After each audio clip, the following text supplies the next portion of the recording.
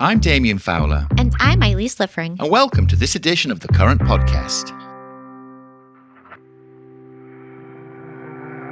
This week, we're delighted to talk with Raj Register, the Senior Vice President and CMO for North America at Stellantis, one of the biggest names in the global auto industry. That's right. Stellantis is the powerhouse behind iconic brands like Jeep, Dodge, Ram, Chrysler, and so many more. And as our North American fans may be well aware, Stellantis just ran not one, but two high-profile spots at the Super Bowl in February, both featuring major celebs. Glenn Powell as Goldilocks in the Ram Super Bowl commercial and Harrison Ford, who rarely appears in ads, starring in the Jeep commercial. Let's get started. The first thing I want to ask you, Raj, is, how did it all come together? Yeah, that's a great question, and not the most straightforward way that many would think. So at Stellantis, we have something called a jump ball. And jump ball basically means that we curate several agencies and we allow them to pitch. And based on, the pitch, how we brief them, and whoever comes up with the best idea pretty much wins the business. So for this past Super Bowl, we spoke to around 35 plus agencies. Wow. And we were able to round them out to the best two, one for Ram, one for Jeep. So we go through several rounds of creative. We determine, what's the best story? How does it really relate to our business? And from my perspective, it was what's the best creative outside of that, then what's the best thing that will help give us more runway, past the Super Bowl. So outside of the creative, it's the business aspect and how are we going to perform and make sure that it delivers upon all of our goals. Now, everyone knows, I guess, at this point that the Super Bowl ad spot is one of the most coveted in the world and one of the most pricey, I suppose. But I wanted to ask you, why was it important for Stellantis?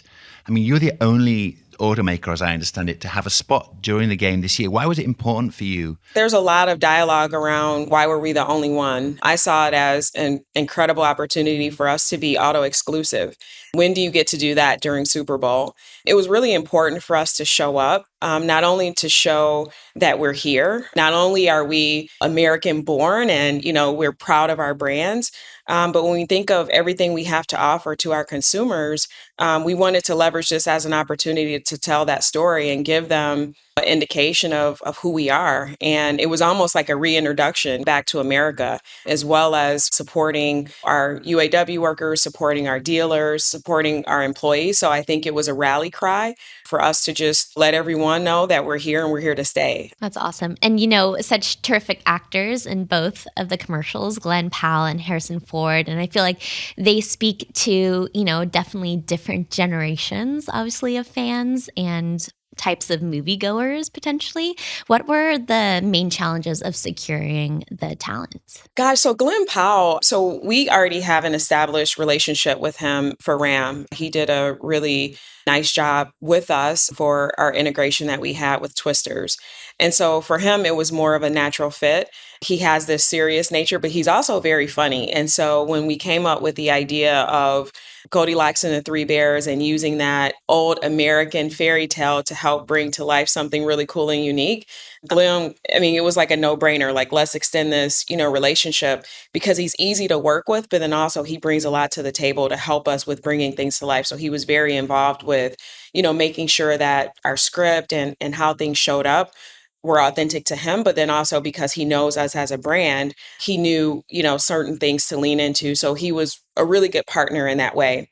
Harrison Ford was a lot more difficult for us to secure. So quite frankly, and if you've looked at any of the behind the scenes that were done, Harrison talked about his first answer was no. Olivier and a group of us went back and he started with a different script, one that paid homage to Harrison Ford, but then also related to us as a brand and the freedom of America. And so once we were able to align on the idea and have a script that Harrison actually reacted to in a positive way, he actually reviewed it with his wife and she said, now that's good. So then it was a matter of, okay, well, who's the director? Who could work with him and make sure that this comes to life in a way that he's proud of as well as us? We tapped James Mangold And that was incredible. So they already have a really good relationship. Mango did Ford versus Ferrari. So he has this really extensive background in movies. But for commercials, this was, I believe it was his first one. And so just balancing the star power of Harrison, Mangold, and Olivier, it was like the trifecta of greatness, I would say. But it took a while for us to get to where we needed to be. We shot our Super Bowl at 3 weeks before, which That is a Wow. tight turnaround. was a lot of It pressure. is. But being on set and getting everything together, Harrison was amazing. But that one was definitely like a day by day, how are we going to get this done? And just making sure that he felt comfortable with the commercial. And it came out better than I could have expected. But that one definitely was a challenge, but in a good way. And it's interesting to note that Harrison rarely does commercials, so it was an amazing coup for you to get him. Totally. And yeah, it's great that it came together, but it's also a great example of the brand campaign overall because it's the power of choice. And why was this the right message for the moment? Yeah, so just to clarify, so Power of Choice was our Ram ad, and Freedom of Choice was our Jeep ad.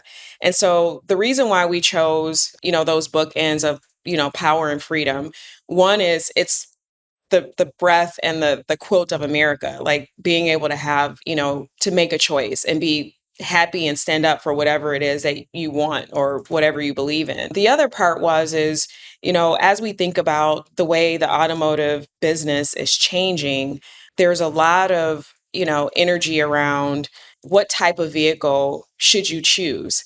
And, our stance at Stellantis is one, we want you to love our brands and our vehicles first. And then you make a choice as far as what platform or what energy you want. So in both commercials, we were able to highlight our ICE vehicles, which is our gas, hybrid, and all electric. And so with that being said, it's, hey, making a choice should be fun. There's a lot of negative feedback around BEV versus not, or should you have a gas vehicle versus not? And for us, it's you have the freedom or power to choose the vehicle that's best for you. And we want to make sure that you make a choice with us and giving customers, the education of we are a company for a person like you, and we just want you to choose with us. And so that was the premise of it. And we were able to do it on one end very humorously, and the other was more around like the freedom and pride of, being American and being able to make, a decision for yourself. Now, one of the most interesting things about the Super Bowl this year was that it was also streamed on Tubi, which is Fox's fast channel. And I wanted to get into this, in terms of the campaign. How did you think about and come up with a digital strategy around that goes beyond the second quarter ad? Yeah, so I'll just say, even for like the day of, it was interesting because being at Super Bowl, I got a chance to see what was happening, on the Tubi app and really being able to just see the integration and, being able to not only see our ad live, but also our halftime show. So that was incredible to see live TV while you're, on the spot because it's a different experience. What consumers see at home is not the same as what you see in the stadium. The important thing for us was leveraging, all opportunities from TV to streaming to social to tell a complete story. And we want it to be just, okay, here's the TV spot and move on. How can we leverage other avenues to make sure that our story is getting out there and then continuing the story, with our consumers or those that are interested in learning more? Yeah, there's a group that are watching on TV or they're, in a environment where they're in a sports bar or something like that, but you also have these other, group of customers that are watching on their phones. And so that's why it was important for us to leverage, all avenues and all media channels to make sure that our collective 360 story was getting out there. Totally. Did you know that it was going to be streamed on Tubi when you first made the buy? No, we didn't. And so I learned when I was in the suite with Fox Sports. And so they came and said, Raj, you can see everything live and, here's how everything works. And so I had everything set up and it was really nice to see. So I was trying to balance like, be here in the moment, but then I was enthralled by Tubi. And so, throughout breaks and things like that, I was very much so engaged. So it was a surprise and delight for me, and something that I'll definitely continue to leverage, as we look at our media buying practices in the future. Totally makes sense. Curious about how those overall numbers added to the results of the Super Bowl spots. And on that note, let's get into those results with the overall takeaway. First off, what was the reaction to the campaign overall? That one, we did something a little bit different than we typically do. So, what we have normally done is Super Bowl is the coveted day. We don't do teasers as a company. It's everyone sees it at the same time and it's under lock and key. And we tried something a bit different this year. So, for RAM, we created some teasers. And so we went live with our teasers a week before Super Bowl. And then on the Wednesday before, we had an opportunity with the Today Show to show the entire commercial and really start some of the excitement and engagement before Super Bowl. From a press standpoint, the world knew, or people knew, that we would have a Jeep spot, and we kept up with our previous practice of everything's under embargo. So no one knew that, one, we had Harrison Ford or we had a 2-minute spot. And so it was a complete, really surprise to most people. And so to have that go live during the Super Bowl itself, I mean, that just took off from a social sentiment standpoint. Me being a former Ford employee, I got so many text messages because the last line where Harrison talks about loving his Jeep, even though his name is Ford, that was quite the zinger. And so everything that we've seen so far has been overwhelmingly positive. Positive sentiment for Jeep was 99%, and for Ram, it was 98%. From a global PR standpoint, over 10 billion. For Ram, we had over 200 million views. For Jeep, over 106 million views on social channels. So many recognition and rewards. Ad Blitz was one where we were number one spot for Jeep. And so they just keep coming in. And so those are the things that you did the right thing. Yeah, those are fantastic numbers. Amazing. I guess it's fair to say you hit your metrics for success. Yeah, for game day and right after. So another thing that we did differently this time is that we have usage rights for 90 days after Super Bowl. So it wasn't just a day of and done. We're leveraging the content for some localized messaging. We leveraged our websites, CRM, and really doing a complete 360 after the fact. So we'll have a post-mortem, after the 90 days, of our campaign, which is something very different, for us, and having cut downs and really being able to support more product and storytelling, key why buy messaging. And it's something that I think will be pivotal for us as a company and really set the stage for how we do things in the future. I'd love to zoom out a little bit. You have many iconic brands on your watch, not just Jeep and Ram, but Dodge, Chrysler, and also, European brands too. I wanted to ask you though, how do you balance, your marketing across so many different brand identities while also sort of keeping in-house that cohesive idea of, strategy for the whole company? At a company like Stellantis, where you have essentially a house of brands, you have the very, all-American Chrysler, Dodge, Ram, Jeep brands, and then Alfa Romeo and Fiat. Each brand has its own DNA.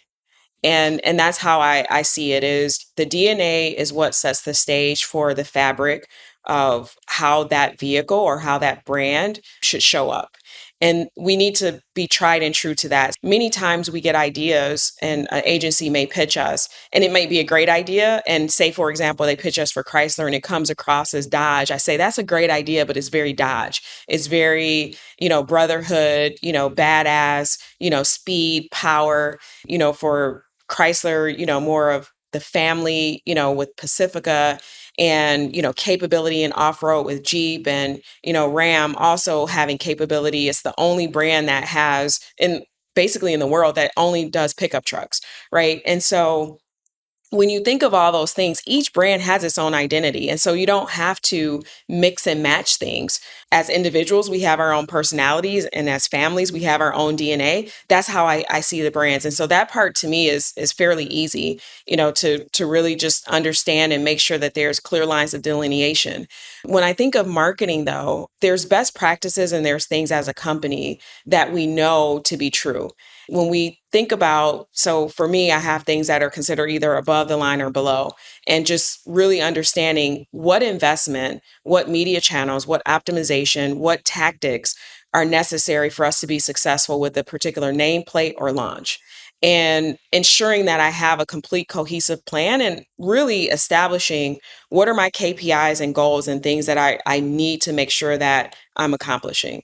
If there's something that needs to be communicated and it falls below the line where we have maybe digital only or we're doing only experiential, really understanding what are my priorities, what am I trying to deliver upon, and then holding true to that. So as a company, having marketing rigor and expertise around what it is that we really need to establish as far as a North Star, and then also working with our brand heads on, does this meet the brand DNA? Does it meet our customer, goals? Does it meet, our key why buys? And then you move forward. And so a lot of things we do are collaboratively. So it's not the marketing team on our own, just driving things and, bringing things out the door. It's, how are we establishing what's necessary for us to be successful? And at the end of the day, it's about sales and share and making sure that we have a positive sentiment, in the market and people are shopping us. Yeah, speaking about shopping and digital, today's consumers are really omni-channel in their approach to shopping. How has that shift really impacted marketing in the auto sector? Is AI and automation having an impact on that approach? So I would say, I don't know if AI necessarily has an impact, it's a complement. And so what AI does, and when you think of omni-channel, it allows us to do things faster, more agile, more targeted, more regional focused. And so when I think of how customers consume things, many times it takes them seeing something in many different places. And how are we collectively telling a story and really understanding what part of the funnel are we leveraging what channel for, and ensuring that we're doing it in the most authentic way that is not overbearing to someone that's receiving it. But to me, I see it as like, how are we taking them down the funnel? So if on TV, I'm leveraging a brand campaign for excitement and engagement, but then when a customer sees a similar ad or a version of it at the digital level where they're now as a call to action where we're saying, hey, learn more. There's a call to action for either build and price or, learning more about our features and options. And then when you get to the dealer level, allowing them to be, the closer of the play. And so, all of these things should be, as I said, in complement with one another. Whenever we create something, we leverage AI to help us with, not only creating faster content, in a way that gives us that agility, but then we also use it for our data and our forecasting for our modeling and, how are we leveraging our media channels? And then also, how are things performing? And then helping set the stage for, well, you did this component very well. How do you go deeper in a particular audience or market to help establish what success really looks like? And so I think AI is very complementary in a positive way to really help establish not only from a content perspective, but when you think about performance, it definitely helps guide, from a forecast standpoint, what we should expect or how we should leverage certain investments. Mhm, certainly. And, it's hard enough, obviously, to differentiate the brands from each other and keep true to their own brand guidelines. But as a marketer, you have to also differentiate your brands from competitors like GM and Ford and Tesla. What shapes basically your approach to that? The brand DNA, when you have that and it's rooted in everything you do, we don't have to worry about looking or sounding like someone else because we know who we are. And that when you have that as your true north, it's very easy to really understand who you are and where you show up. Now, when I think of brand health and brand sentiment and things that we need to listen to customers on. So, for example, if we have feedback that's saying our brand is beloved, but customers don't understand our features and technology, or they don't understand capability, or they don't understand certain components, we use that as data to help us with our storytelling, especially at the tier 2 and retail level, to really start like leaning into things that maybe we're missing the boat on it, especially if it's something that we believe is a key factor as to a why buy. But when I think of a Tesla or a Ford or a GM, they have their own brand identities as well. And so trying to chase or be them is not the answer. Many of our brands have been in place for decades. I mean, Chrysler will be coming up on its 100th anniversary. At this point, we know who we are. And holding true to that, I think, is the most important thing you can ever do as a brand and as a marketer. I love that answer. When you know who you are, that's what you lean on. And I think that goes for individuals too, right? In lots of ways, not to get too psychological about this, but it is a true. It's true. Yeah. It's true. And, I know that there's a question here about, and maybe that's the answer to this next question, but when things are changing, big picture, macro conditions, global economy, which has a big impact on the auto industry, how do you as a marketer stay focused? Yeah, and that's an interesting question because when you think of macroeconomic factors, it can be competitive actions, it could be things like tariffs. There's all these things that you need to take into consideration. And so the things that we can control, the controllables, I always make sure I understand what those things are. The things that I can't control are the things that I consider noise, meaning there's disruption and people don't like Stellantis because of X, Y, and Z, or this decision was made. We had a lot of leadership changeover. Like we can't digest all of that. And so what I try to do is make sure that whatever plan is done soundly, it's inclusive of, any key stakeholders that are necessary to help us make whatever decision it is that we're going to market with.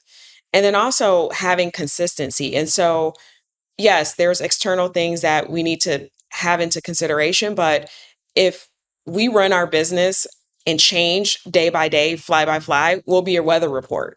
We won't be able to really hold true. So for me, having consistency and sticking to a plan, now you need to have some agility in there to, account for things that are more major.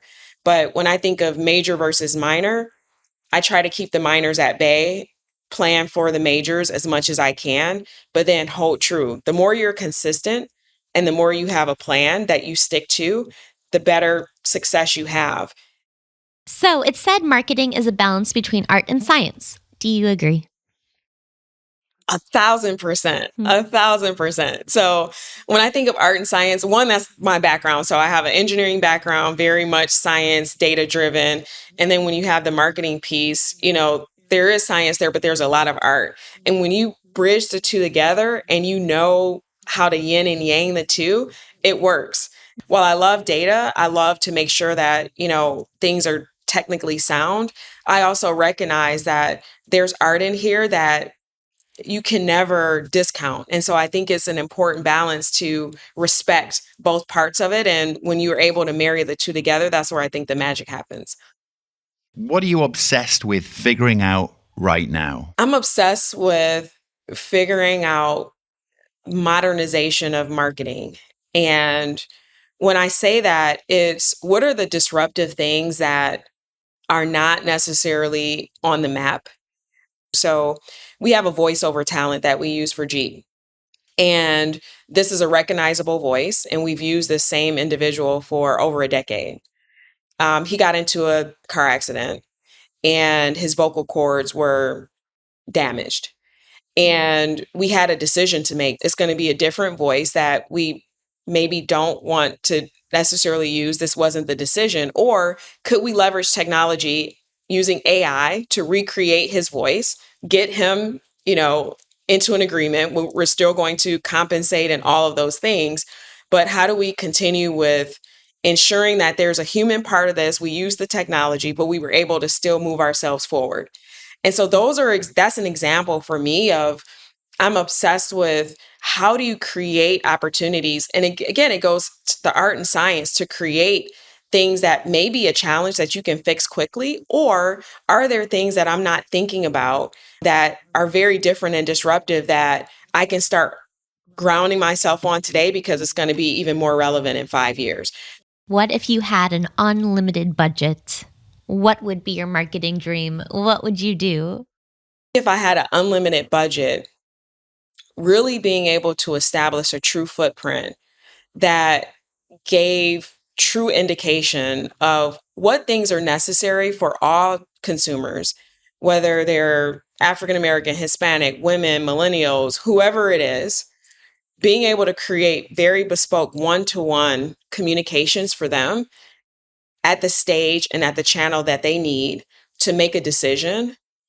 I think being able to create something like that and really understanding what's necessary, what drives someone, and then being able to truly correlate a marketing action with a true business, like sale impact, whatever the call to action is, I think it would be huge. Right now, we guess. We say, okay, there's all these things, they clicked on an ad, they did X, Y, and Z, but we don't always know, especially for a big purchase. Like, yeah, for online things, that's easier to track. But when I think of like true decision making, what are the things that really triggers individuals to make a choice and being able to correlate it to business results, I think is something that I've not yet seen done. And if I were to be able to crack that code, I'd be winning. So I think that's limitless. So, Eilis, what were your kind of thoughts off the back of it? Yeah, I really liked how she talked about consistency, especially being a brand that is so prevalent in today's culture. She said the more you're consistent, the better for customers, because customers can see if you're not, basically. She said if we change every day, we're just going to be like a weather report. Yeah, that was very grounding. And I think when you talk about omni-channel campaigns and you think about the consistency of the brand across all of those channels, that's got to be a huge factor. The thing that resonates with me about that too is the fact that she talked about the DNA of each brand in her portfolio, whether it would be Ram or Jeep. And just knowing that was kind of a revelation to me. You can lean back on that idea. And I thought that kind of idea of when you know who you are, things are easier. Marketing is easier. Mm-hmm. So that was something that really stuck with me. And then there was one other thing she said, that clarity of thought, when she said, it's what now, so what, now what? And I just thought that was a really nice way of kind of structuring the way a marketing campaign might be planned and then how it might roll out. I also liked how she talked about the balance between art and science, whether data only tells us so much, but you got to lean into things with your heart as well. Hearts and minds, right? That's the old adage. That is.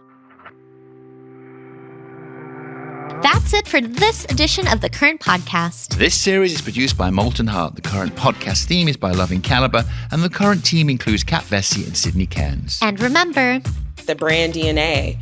When you have that and it's rooted in everything you do, we don't have to worry about looking or sounding like someone else because we know who we are. I'm Eilis. I'm Damien, and we'll see you next time.